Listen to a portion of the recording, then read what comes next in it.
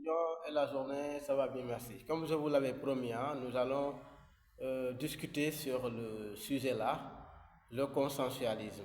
Le consensualisme. Et avant de commencer, je vais vous dire juste que voilà, le contrat est gouverné par un principe fondamental que l'on appelle le principe de l'autonomie de la volonté. Le principe de l'autonomie de la volonté qui veut dire en réalité qu'en matière contractuelle, c'est la volonté qui règne et c'est la volonté qui gouverne. Les parties ont la quasi-liberté de contracter et de ne pas contracter, de choisir leur contractant, de déterminer le contenu du contrat, les modalités d'exécution, d'extinction du contrat même. Donc les parties ont la liberté sur le fond, mais également sur la forme.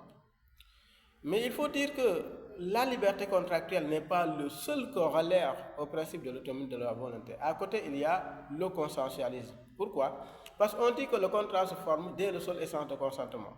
Et là, on le retrouve dans l'obligation de donner. Lorsqu'on fait la distinction, selon que l'on est en droit sénégalais ou en droit français, où l'obligation de donner en droit français se traduit par le seul consensus, c'est-à-dire le contrat se forme dès le seul essence de consentement. Alors qu'en droit sénégalais, donc il faut distinguer selon que l'on est en phase d'un bien meuble ou bien d'un bien immeuble. Si c'est un bien meuble, le transfert de la propriété se traduit par la remise antérieure de la chose.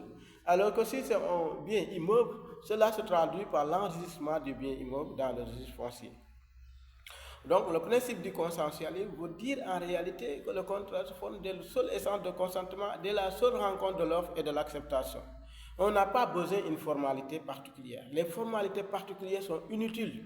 Même s'il y a l'écrit, hein, voilà, parce que l'écrit n'est pas interdit en matière de contrat consensuel, mais l'écrit qui est présent en matière de contrat consensuel, ou bien les parties qui se prémunissent d'un écrit dans un contrat consensuel, il faut s'en dire que ce n'est pas une condition de validité, cet écrit-là.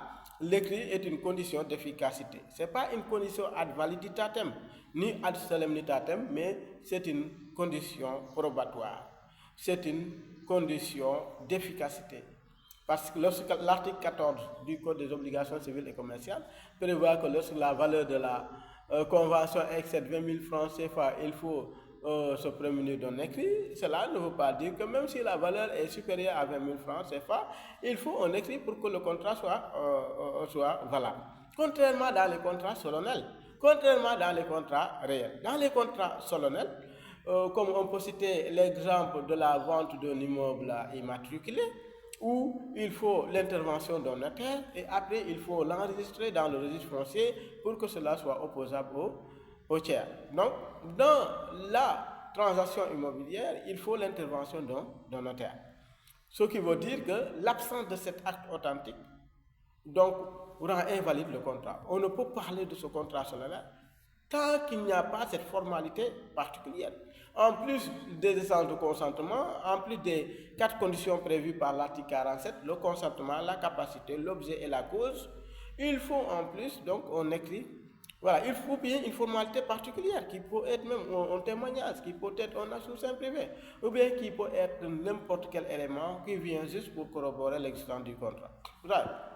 Et il faut s'en dire également que dans le contrat réel, c'est un contrat qui se forme dès la remise antérieure de la chose. Donc, qui part du consensualisme va dire que c'est le second corollaire au principe de l'autonomie de la volonté. Quand on sait à côté, il y a la force obligatoire du contrat. Ce qui veut dire que le contrat crée un lien irrévocable. Les conventions légalement formées tiennent de loi à ceux qui les ont faites au terme de l'article 96 du Code des obligations civiles et commerciales. Et l'article 97 nous informe que le contrat ne peut être modifié ni révisé que du consentement mutuel des parties. Ce qui veut dire qu'une fois que le contrat est formé, les parties doivent respecter leur engagement jusqu'au bout, jusqu'à son terme. Personne ne peut se retirer du contrat, personne ne peut se rétracter.